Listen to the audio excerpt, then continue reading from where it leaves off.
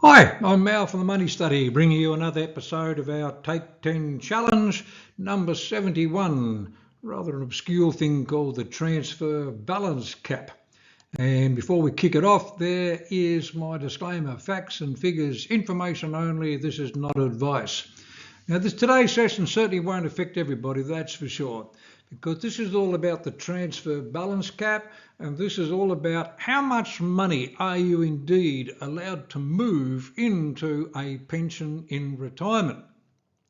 Now, we hinted about it in one of the other sessions, and the answer is $1.9 million can be moved into a pension account from your super retirements. And effectively, that's it. Once you get to $1.9 million in pensions, you are now no longer allowed to put any more money in. Now, this cap of 1.9 started off at 1.6, it went to 1.7, and it was supposed to go up in $100,000 steps in line with the CPI. However, last year it actually did move by $200,000 in 1 year, literally because of the higher rate of CPI there. And so it jumped from 1.7 million, now it's currently sitting at $1.9 million. Now, basically what it boils down to, if you've got more than $1.9 million, then yes, in your super fund, it means that you can move $1.9 million into your super account, but into your pension account, but the remainder would have to stay in your super account. Now, when I say have to stay, it can stay in your super account. You can pull it out and cash it all in, just like the normal rules, but it means that you can only move up to 1.9 into the pension phase. So what it boils down to is that, yes, if you're doing that situation and you can only move 1.9, when I say only, it's not a bad limit, but we can actually have that money coming in. And if you needed lumps of money, then perhaps you could then take any lumps of money, not from your pension, but you could be taking the lumps from your accumulated account, because your accumulated account is going to get taxed at 15%. Whereas money in your pension account is not getting taxed at all. So ideally, when we hit retirement, we're trying to get as much as we possibly can into that pension account, and literally, therefore, we're capped at this 1.9. Now, anyone who's got a PSS or a CSS or one of these military defined benefit schemes, the value for pensions is a little bit different, because they doesn't have a dollar value as such with those defined pensions, literally based on a formula. What they do is they take your pension when you first start it, and they literally multiply it by 16. So if you had a pension of $100,000 from your PSS pension, it's worth $1.6 million. The cap's 1.9. You could only move another $300,000 from other super funds into pension phase. So it's across all super funds. If you had 4 different super funds, then literally it still comes down to, across all of those funds, you can only move 1.9 into pension phase. And as I say, the remainder can stay there. And basically, once you've triggered your transfer balance cap, then it doesn't matter what the fund earns or how much you pull out, that makes no difference. So let's say you triggered it, you had $1.9 million in pension, but you're pulling out, say, 5% out of your pension, but the fund actually made you 6 or 7. So your pension account actually went up in value and went up and over the 1.9. That is not a problem. You do not have to take the money out of your pension if it has come from earnings of your fund.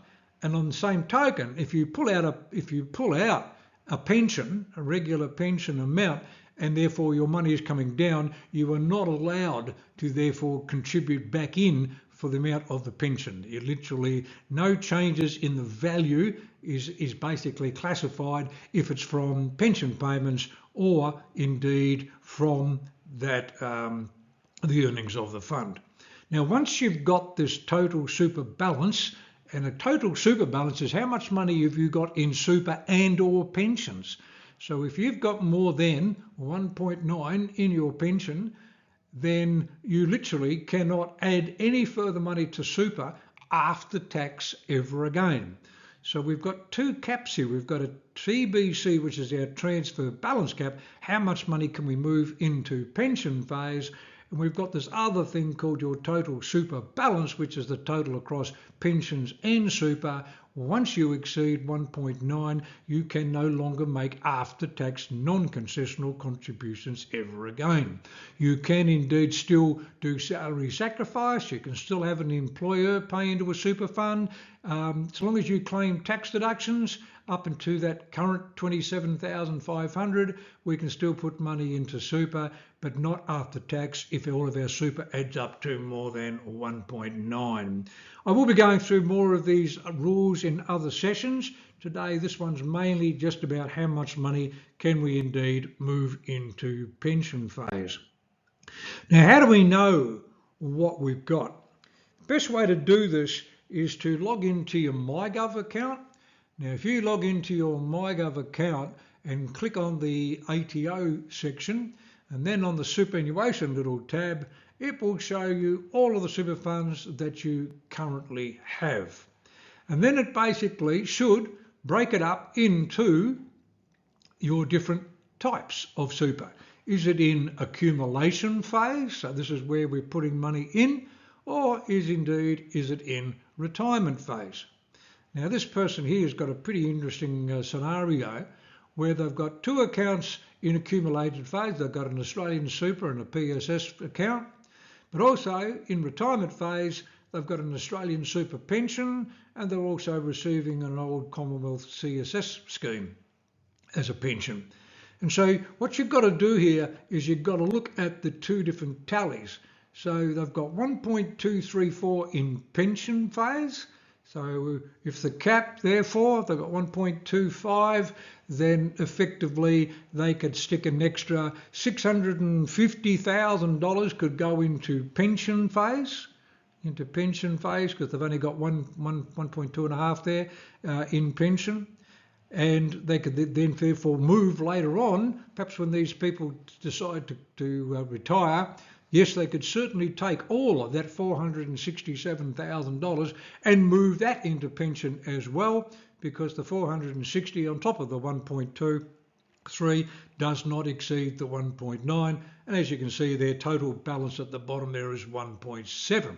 So because their balance is 1.7, yes, they've still got space to move into pension. They've still got space to add further after-tax contributions.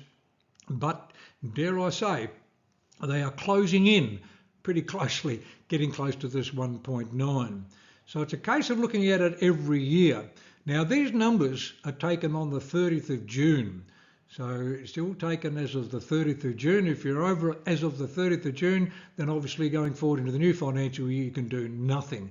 If it's under at the 30th of June, then literally you can still add money, even if you know it's going to go over in that first month, but providing you were under it as of the 30th of June, no problems at all until the following 30th of June. And then obviously if it went over, it'll tell you at the 30th of June you're over, and therefore the year after that you will not be allowed to contribute, and so it goes on. So this transfer balance cap is something you've got to keep an eye on. Everybody has a different TBC, transfer balance cap, which sounds a bit odd, just saying I've said it was either 1.6, 1.7 or 1.9. It comes down to how much did you put in, when did you put it in, and when did it go up. And I'll explain that in a new session, and probably tomorrow's, to get this out of the way. But interesting little rule, hasn't been around that long, but as I say, it's probably a nice problem to have, having more than $1.9 million in pension. It was basically set at that sort of level because basically what they were suggesting is that the amount of money that it could generate would indeed create at least a comfortable lifestyle in retirement, and that's where they capped it at this 1.9 business. So interesting how the government sort of come up with all these things, but just another little thing to keep an eye on with your superannuation and your retirement. We're here to help you understand it. Look forward to you joining me on another session.